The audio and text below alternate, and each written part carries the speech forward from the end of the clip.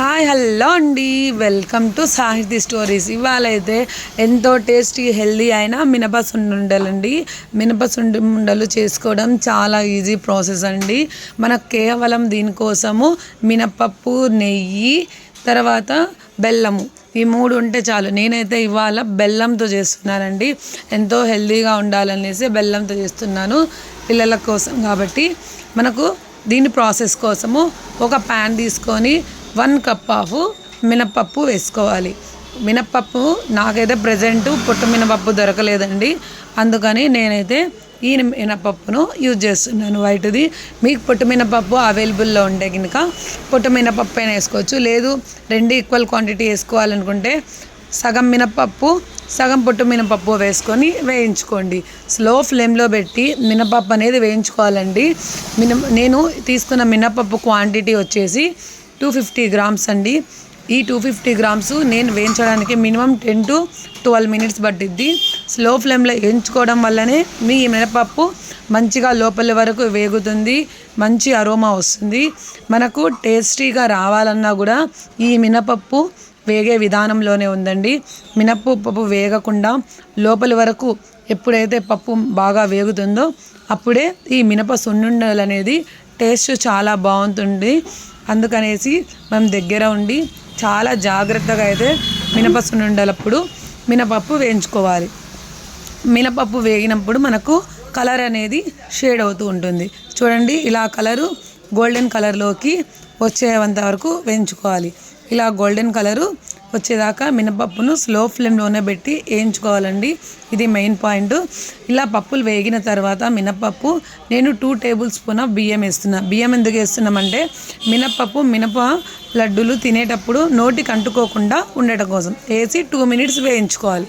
వేయించిన తర్వాత ఈ మినపప్పు అంతా కూడా ఒక ప్లేట్లోకి తీసుకోవాలి. మినపప్పు ఇలా చల్లారిపోయిన తర్వాత మనకు మొత్తం కూడా చల్లారిపోయిన తర్వాత ఒక మిక్సీ జార్ తీసుకొని ఆ మిక్సీ జార్లో మినపప్పు అంతా తీసుకొని మిక్స్ చేసుకొని రావాలండి.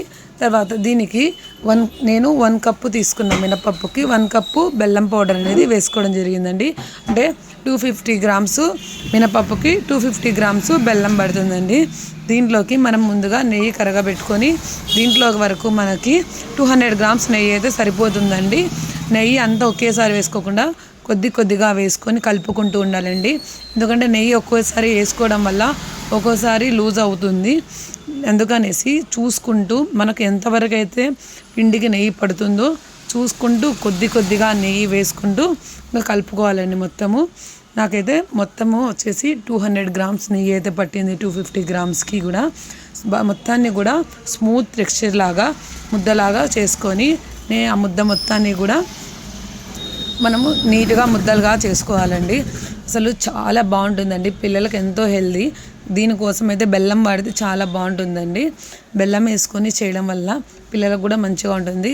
అందుకని మెయిన్లీ ఇది నేను బెల్లంతోనే చేయడం అయితే జరుగుతుందండి.